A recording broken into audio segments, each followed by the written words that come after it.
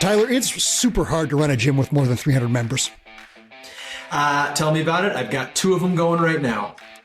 2 gyms with more than 300 members each. That is correct. Yeah, we're 2 gyms at about 950 so members. Whoa. Okay. Will you share some of your secrets with our listeners today? I would absolutely love to. Looking forward to it. Nice. This is Run a Profitable Gym. We're going to find out how Tyler and Christy Quinn of Alchemy 365 acquire, serve, and retain hundreds of members at 2 locations. This is a great story. I'm Mike Warkentin. Please hit subscribe wherever you're watching or listening. For a little bit of context, our most recent leaderboard, top 10 gyms for client count, ran from 314 to 698. This is monster numbers. Industry data says most group coaching gyms have about 100 to 150 clients. Good news, you can make a great living with 120 to 150 clients if your services are priced correctly. We won't get into that today. Instead, we're going big with Tyler. So Tyler's 2 Denver gyms made our top 10 leaderboard. He's going to tell you how we did it. Tyler, welcome from Mountain Time. How are you? I'm great. Thanks for having me on. I am fired up about this. I often talk to people who are running a smaller business model. You're going big. And so we're going to talk about it. You got to give us the lay of the land first. What's the 4-in-1? Like, what's the summary of your business model? Who are you selling to whom? What price, space, staff? Give me the rundown so people know what we're looking at here. Yeah. Well, the business is called Alchemy 365 Group Fitness. Everything is class-based. So we don't have any personal training or semi-private or small group stuff going at this time. Definitely high volume. So the majority of our classes tend to be in that 15 to 30 athlete range. So pretty crowded rooms. What are we selling? We're selling high intensity and functional training, but we're doing it, I think, in a way that for a lot of people feels a bit more approachable. Mm-hmm. And we're selling it to people who I think would say that fitness is just a part of their active lifestyle. They're not actually taking their fitness so seriously. It's not the end all be all of their physical activity, which is important because our customer is unique. And I think we've done a good job trying to focus on how we serve that specific customer.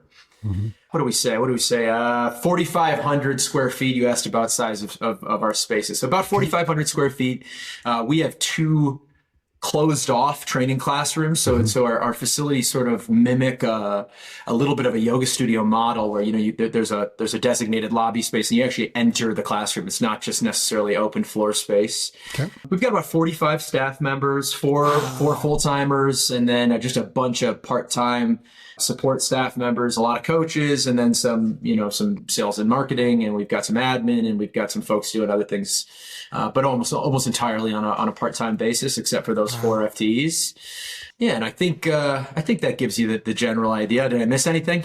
No, I think that's it. So you're looking at high intensity kind of stuff. I want to ask a couple questions about that. Like you said, 4,500 square feet, and yet you're packing in like 17 to 20 people. I had 6,000 and I was serving like 7, and I'd made some really bad decisions that cost me a lot of money with unused space. What kind of high intensity stuff are you doing there? Is it like barbell stuff? Is it different stuff that takes a little bit less space, or what are you doing? Yeah, and Mike, cut me off if I go out of line here, but I think a little context probably helps answer that question, which is that I started Alchemy after owning and operating 4 CrossFit gyms in the Twin Cities in Minneapolis and St. Paul. So came from the CrossFit space. Yeah, there you go.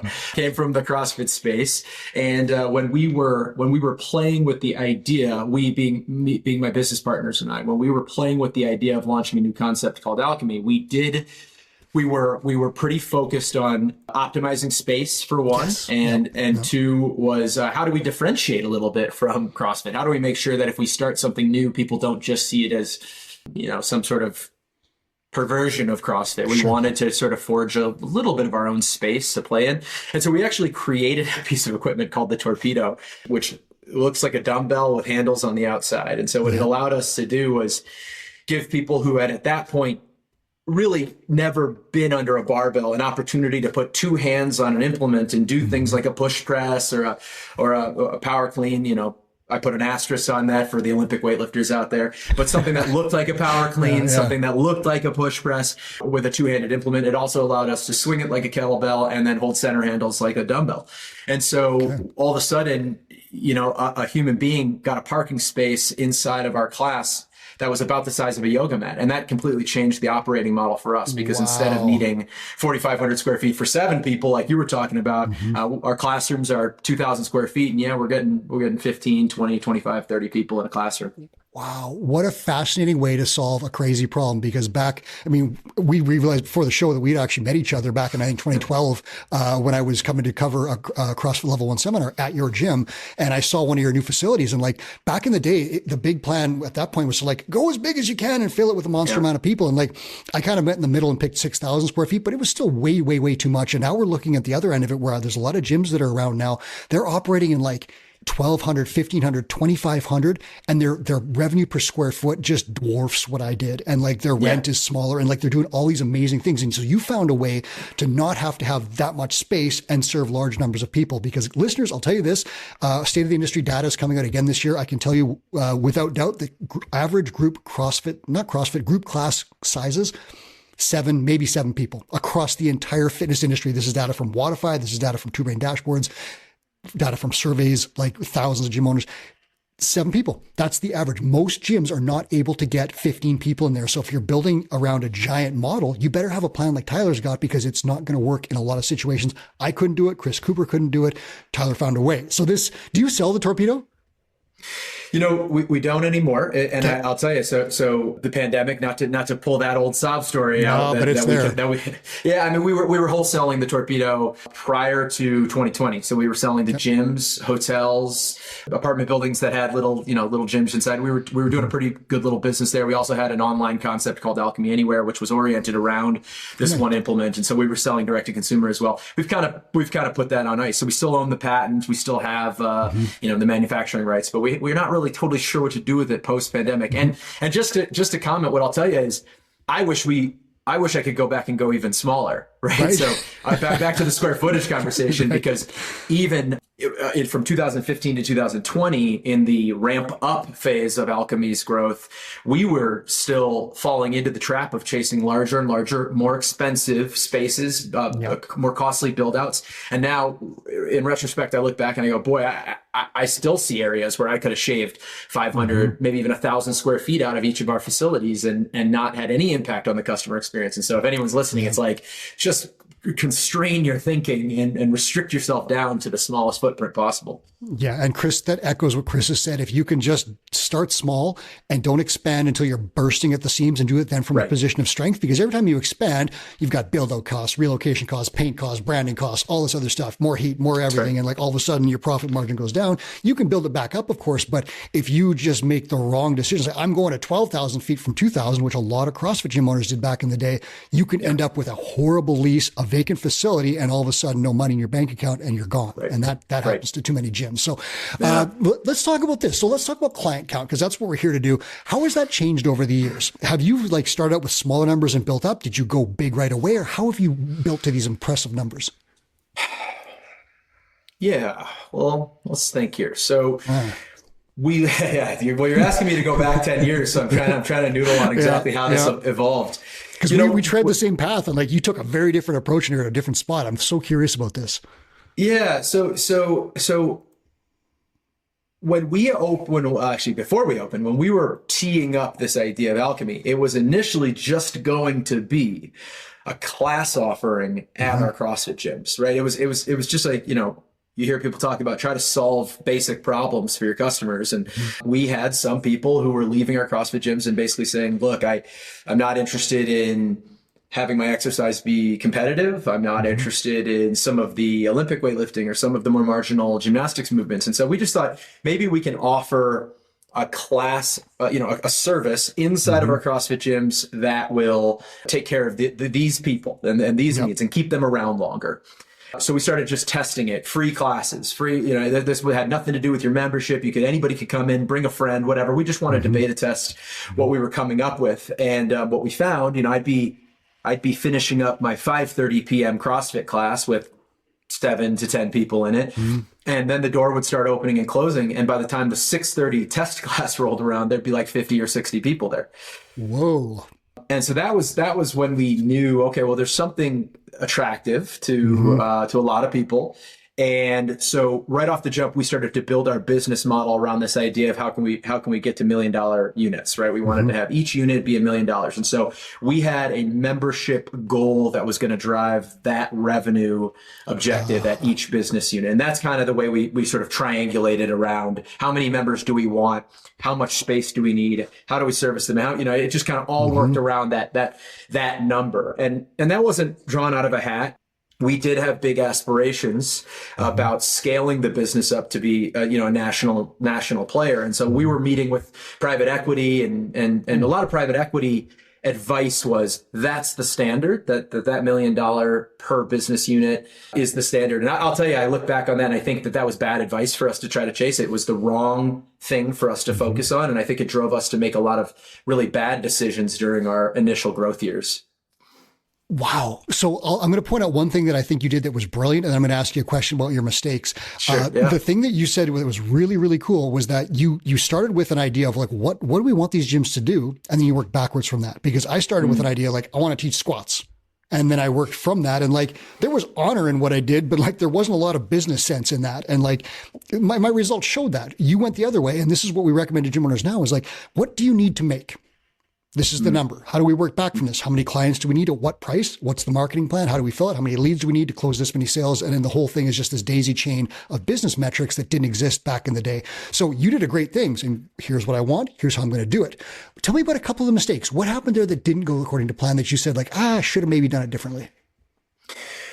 Well, I mean, I think that the chasing the revenue number led us down the path of all revenue being equal and any revenue is good revenue. And so I look back on the first 5 years of our business, and I look back at situations in which we were opening a smoothie bar at a couple of our locations and trying to take that on and manage it ourselves. And so I'll use a Highland Park location back in Minnesota. We opened the smoothie bar. Within 6 months, the membership starts to go down, but the alarm bells aren't going off because we're just offsetting the revenue with food and beverage. Right. And then all of a sudden, I'm noticing on Slack that in between classes, our general managers running down to the Trader Joe's to get more avocados for smoothies instead of, like being there in front of our customer. And sooner or later, the membership started to drop. But conversely, the moment we eventually sort of said, look, we're going to outsource, this is a who not how situation. Let's get somebody else to run the smoothie bar and figure that out for us.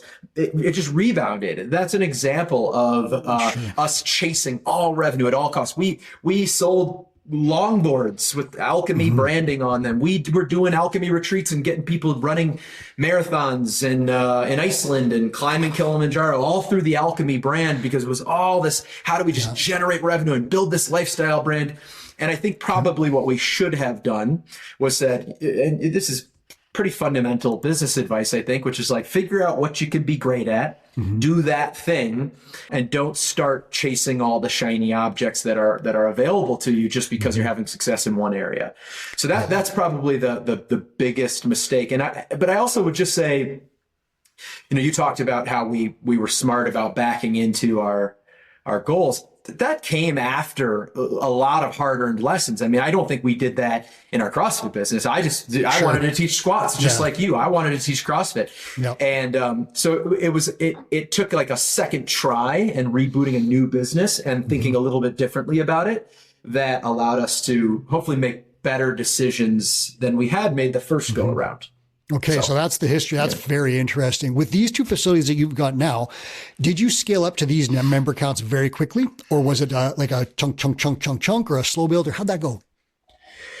Yes, we started to feel like we had a pretty good, pretty dialed launch plan that was going to allow us to get to a solid membership number pretty early. We made lots of mistakes, but I think we did build a strong brand and we had good brand recognition, and that allowed us to kind of hit our membership goals within a reasonable time frame. So we felt like we wanted to be in the black on day one, and that we wanted to be at optimization 12 months, right? We had a 12-month timelines maturation period, right? We sort of felt like at the 12 months we need to be at this number.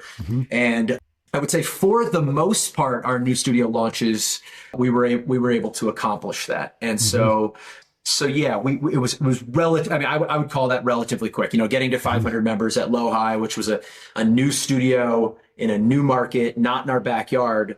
We did that, probably in 9 months, and we were sitting pretty solid at that location. They didn't all go that well, but that's kind of an example of the growth pace that we were trying to achieve. Okay, that's great. And I'm going to ask you toward the end of the show about the sales and marketing, how you did that. But I want to talk about a couple of quick things first. Client count is awesome, but it's not awesome if the other numbers that back it up don't. Like if you have 1,000 clients and they all pay $1, you're not making any money, and you see the obvious example there. So two key metrics that are related to client counts is average revenue per member and length of engagement. So like in some very large gyms and often in these access facilities, these numbers are like $29 and it's 2 months or something like that. Their length of engagement is terrible. They want you to sign a contract at a cheap rate and they hope you don't come. That's just one of the business models that's out there, and it works for these large corporate facilities where it's equipment rental essentially. What are you aiming for in your gyms? Because you've got a very different model. Yeah, it's a really interesting question, and it's a timely one. And again, I want to provide a little context here, yes, which is please. we were a growth company from 2015 to 2020. We were focused on becoming a nationally recognized brand. We wanted to have 100 corporate-owned studios around the country. That was our mission.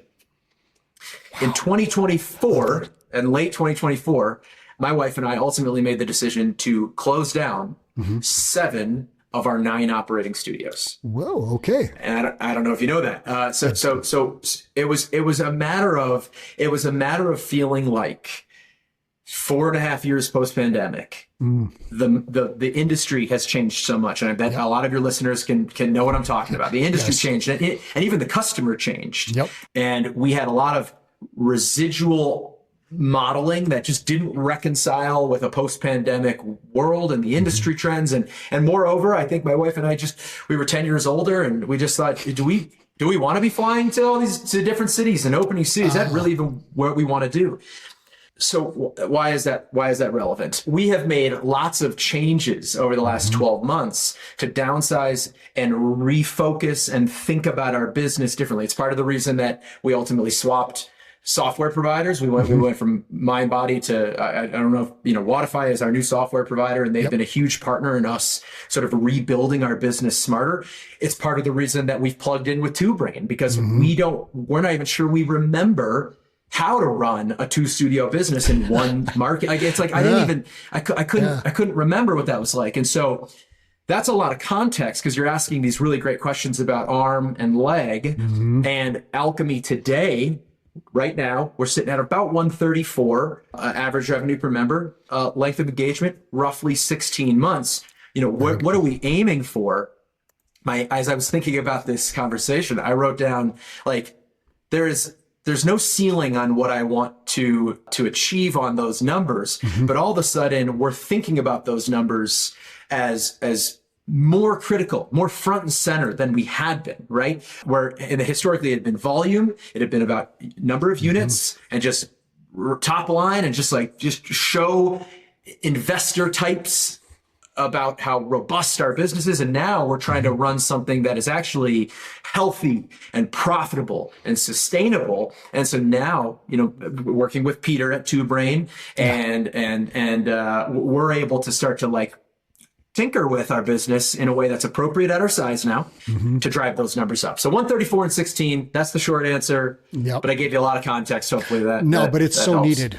And what you're getting at there is business models. And that was, again, something that didn't exist really back in the day. There was maybe the business models, open a CrossFit gym with a lot of space where people show up. That was one not very good business model. There's also the giant bodybuilding thing that was kind of getting stale at the end, about that period, right? Where it was you just get all the Nautilus machines that you can, and you just funnel people in for $30 and hope they get huge. That existed. But now we're talking about different business models. So you've evolved from this one where you set a goal national chain. That is huge thing that requires huge CEO level skills, right? So you had to completely different concerns. And you're talking about a volume game. And alongside that, you're not coaching squats anymore. Like you said back in the early days, you're private equity meetings with investors and replicating brands and all this other stuff and leases and all these crazy things. That's a completely different skill set. Now you're pulling back a little bit. But what I want to point out to your listeners is Tyler's got a ton of members, but he also has strong length of engagement. It used to be length of engagement in the industry was like 8 months before, something pretty bad like that. And in some corporate facilities with like the equipment rental thing, length of engagement is maybe 3 months. They join in January, they're out by February kind of thing, maybe March if you're lucky. That's completely different. And the other thing you've got going on is an average revenue per member. 130, you said, I think it was something around there. Well, 134 right now, but yeah. Got to do better. But that's pretty good considering the number of clients you have, because there are like in a one-on-one, we'll see one-on-one, like I think our top ARMs are $500 plus at Two Brain Gyms. That often comes in personal training and small group facilities that are a very different business model again. So like what we're talking to your listeners is different business models. And as I said in the intro, if your business model is 120 to 150 people, your pricing and strategy and avatar are going to be completely different than if you're going for larger client counts. The point, figure out what your business model is. A Two Brain mentor is the perfect person to help you do that, because then you can start to get these numbers in line and say, this is what I need. This is how we're going to do it. And this is the next metric we're going to work on. And it's this whole cyclical process where you're not just saying, I need more. And that's how you said you went through a little bit of that, where it's like more for the sake of more and more for the sake of revenue and numbers and investors. That's a hard game to play. When you start getting targets in place, things are very interesting. So those are some really, really cool leg and arm numbers from a very big gym. And like, I'd suggest that those are very out of the ordinary and outstanding numbers for people with 900 clients. We'll go on a little bit. I want to ask you this, because like you've talked about huge numbers of gyms, huge numbers of clients. What are the challenges? Like, besides the complete level of overwhelm that I would feel instantly in your shoes, what are the challenges, and how does your mentor help you solve these problems now with two big gyms? Yeah. So I think the biggest challenge is just keeping track of people, right? I mean, and that just probably seems obvious, right? So, but how do you do it? Well, yeah, and it's like there's a lot of human beings coming through the door, and if you're trying to be an environment where you know people's names and you understand their objectives and their goals, and you're trying to be a high touch point, that can be challenging. Having close to 1,000 members means you have to have a lot of classes on the schedule. Having lots of classes means lots of coaches, and so I would say that quality control is a challenge for us for sure.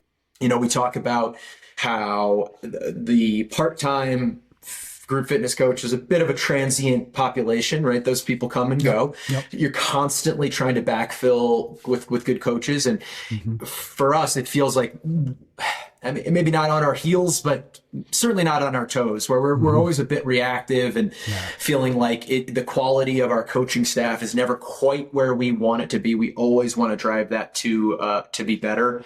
Churn probably for all gyms is a challenging thing, but I think there's a certain natural churn that takes place for every location. And so if you just think about that equilibrium, right? You know, if you're battling for roughly 5% churn, 5% of 1,000 it requires an awful lot of selling and a lot of conversion just to stay level.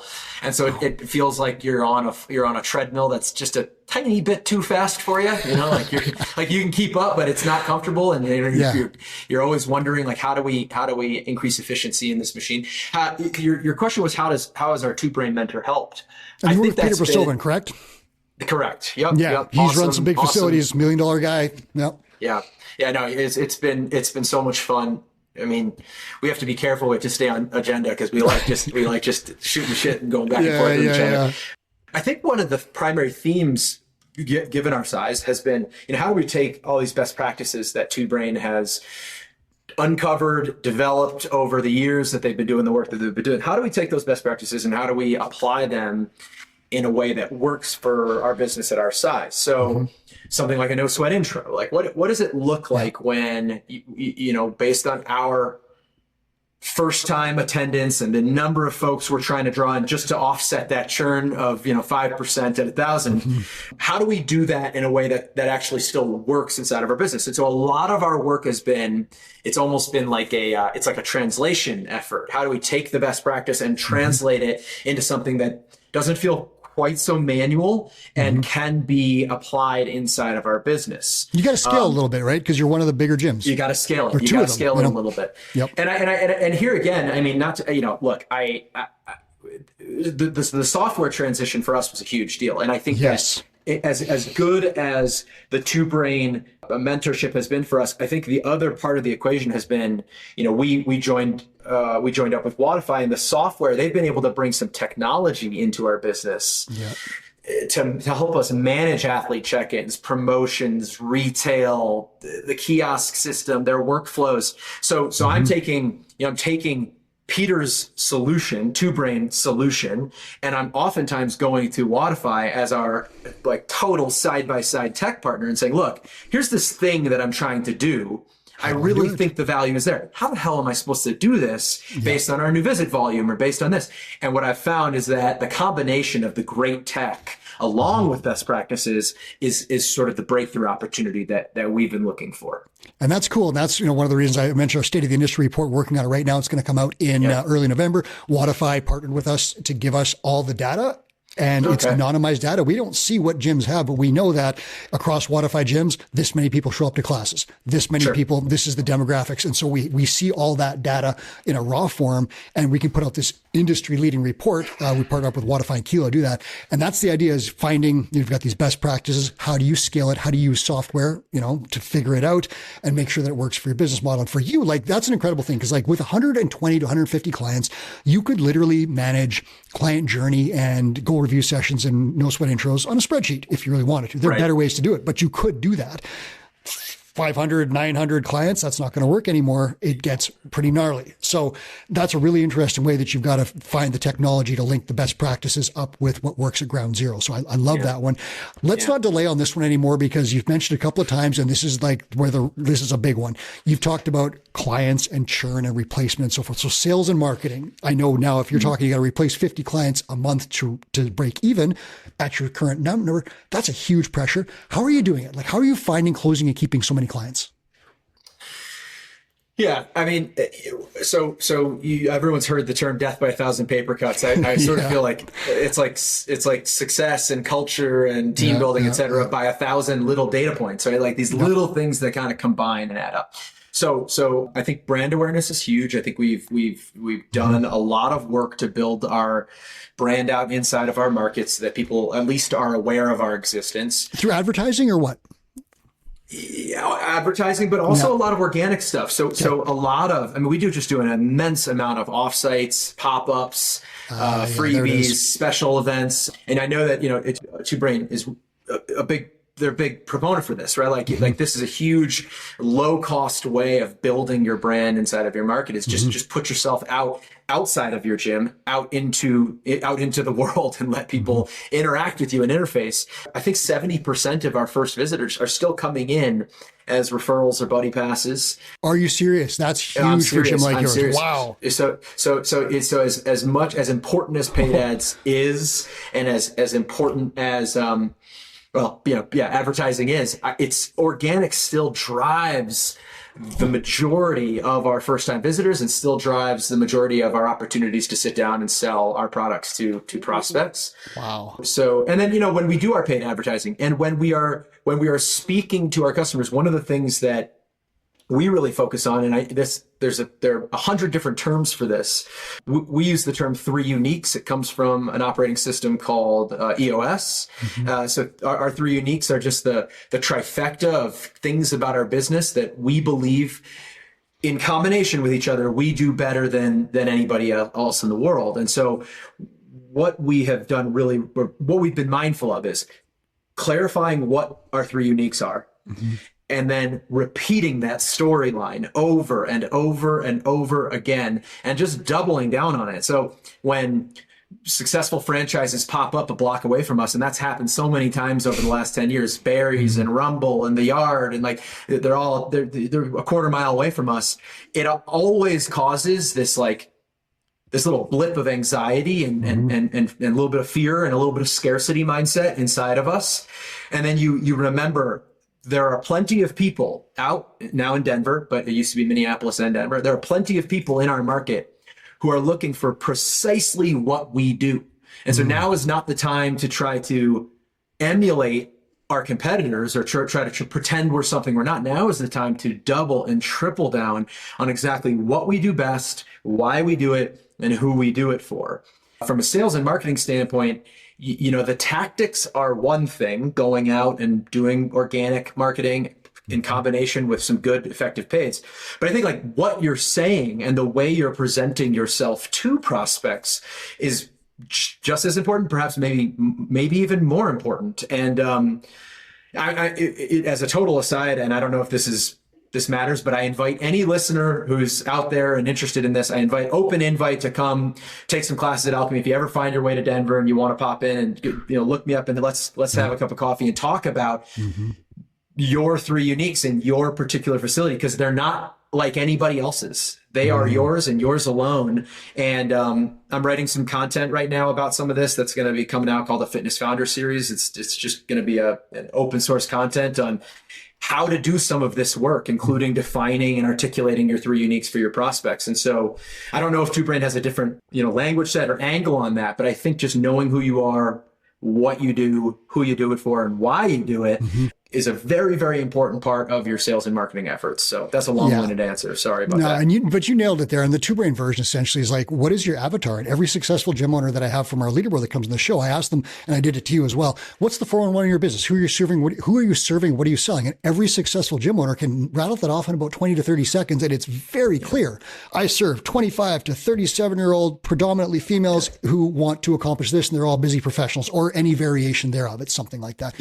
And that's the thing. When you know your market, you can then dial in. And like you said, like the worst time to reorganize your tent and pull up pegs is when there's a storm, right? That's the worst time. And so when a business goes beside you, like, oh, I got to start changing all my stuff, then everything falls down. It's the time to start hammering pegs in, right? That I'm good at this. This is the right location. This is the right thing. Hammer those pegs in deep. I love what you said there, and really double down on what you're good at. And that's something that a lot of gyms, they make the mistake of chasing too many things. You talked about a little bit earlier, doing all the things rather than doing three things really, really well. If you can find that focus, things will be better.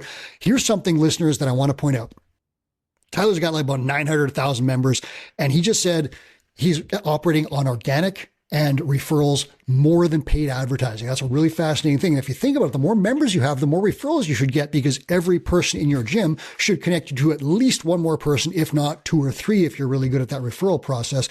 We teach gym owners how to do 4 different funnels. Referrals are, I would say, the most important one, because it multiplies your very best clients for essentially free. I mean, there might be some little time costs and stuff, but just saying, hey, Tim, I know your buddy Derek was talking about just feeling out of shape on the football or the rec league, beer league, baseball field. We get him in here for a 2-on-1 and see if he wants to join. Sure. All of a sudden, you've got these two high-value people working out together. They sign up. It's kind of like fish in a barrel with a hot lead. Referrals are such an amazing thing. Do not miss the boat on referrals. And then I love the organic thing that you said. Like, it's the Anchorman thing where, like, you're probably kind of a big deal in Denver, right? People start to know Alchemy. They know, right? They know who you are. You're known in the community. They know the brand. They know the face. Getting out there and doing that stuff. Wife. No, that's they know good too. Wife, I mean, not me. And that could be that's probably the right plan, right? Like, you do the back end stuff or whatever. She's the face, the thing that works. But the idea is, like, they know who you guys are, and you're building a brand by saying the same thing over and over and over again in a strong way. And then, of course, you can tack on that paid advertising. Like I said, we recommend all these different things. You mentioned content as well, putting things out, telling people who you are.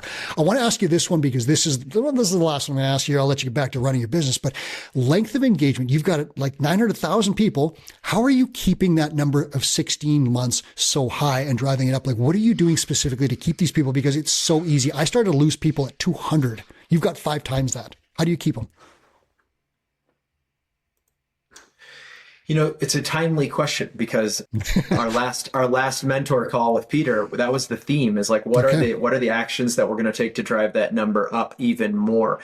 Yep. I think that what we've done is I wish I could give you a tactical answer. I think we've done a good job keeping our facilities clean, running our business professionally, classes, the studio's open when you get there, classes start on time and they end on time. Fundamentals. The fundamentals go a really, really long way. I know this is going to sound crazy. We give a shit. We try really, really hard to demonstrate sincere, genuine care for the people that come through the door. That being said, there are some really great tactics that Peter and Two Brain have been introducing us to that we're kicking around right now. So, like, some athlete check-in, some goal setting, much better nurturing on the front end, right? So I'm really excited, because I think if 16 months is good and we got there sort of just with the fundamentals, I'm really excited to see if, alongside Peter's mentorship, and if, like, what's going to happen? Can we get it up to 18? Can we get it up to 24 months? I mean, what would that do for us? I know that that's probably not a great answer, but I also think that there are a lot of operators out there who have maybe taken their eye off of the fundamentals. And there are things that, like that flickering light in the back corner of your gym that's been flickering for the last 12 months, like it's become completely invisible to you. It's the reason why somebody finally says, F this, I'm done. I pay my money and I can't even get these guys to restock the teepee. I mean, come on, And so I think that checking in on fundamentals probably goes a long way for a lot of operators.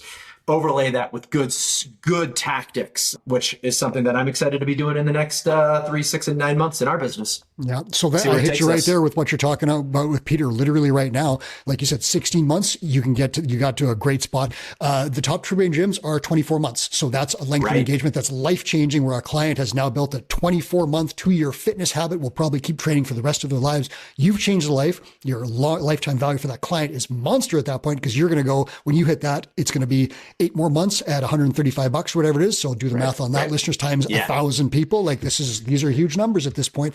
And the two things that you mentioned, you've got to figure out, Tyler, obviously how to do it at scale. But listeners, if you're at a smaller gym, and you almost certainly are, no sweat intros, start selling with that prescriptive model, meeting with your clients, get your client journey 90 days, and then the rest of it all laid out. Schedule goal review sessions every 3 to 6 months. So you're checking in and giving clients more.